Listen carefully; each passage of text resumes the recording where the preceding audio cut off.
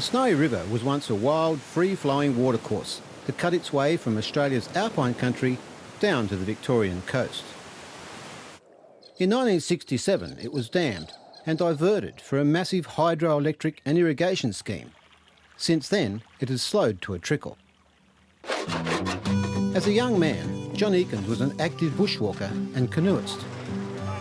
In 1947, he joined a ragged band of young men for only the second attempt to canoe down what was then the best whitewater river in the country. A record of this incredible journey and the only footage of the once wild and untamed river was captured by pioneer filmmaker and adventurer Gordon Ballard.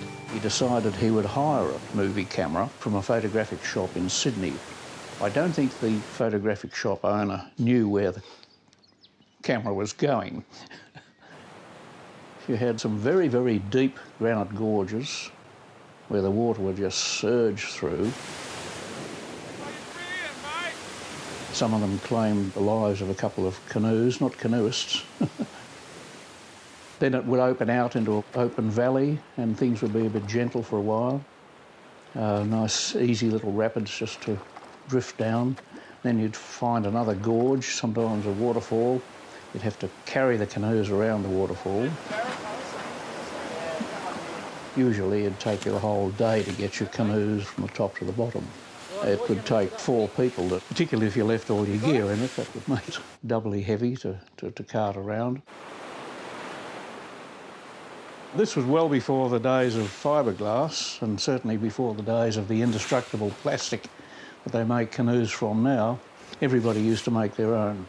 It was a matter of getting various timbers, making the ribs for the canoe out of something like spotted gum.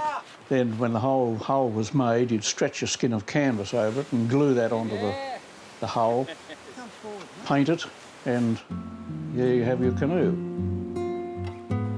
The wood and canvas canoes were no match against the hard granite boulders. Repairs were frequent and had to be done on the spot. In those days, you'd take bits of wood, a little hand drill, copper nails, brass screws, bits of canvas, canvas adhesives. If you're really short of timber, you could knock down a little wattle tree and use that for a keel if you broke your keel in half. There we go, perfect. You could get the occasional bunny or wild duck if you had the means to dispatch it.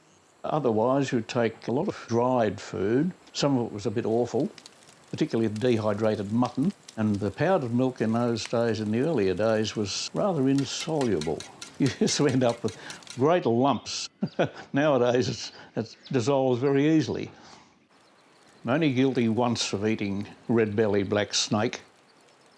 We chopped it up into steaks and fried it, and not very much meat on it.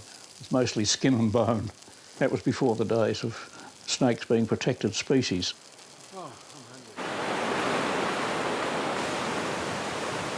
I can't remember when people finally discovered buoyancy vests and helmets, but we just never thought of those things. They didn't cross our minds.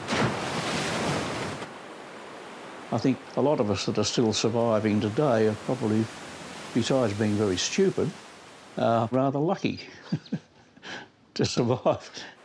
Being a good swimmer was a help.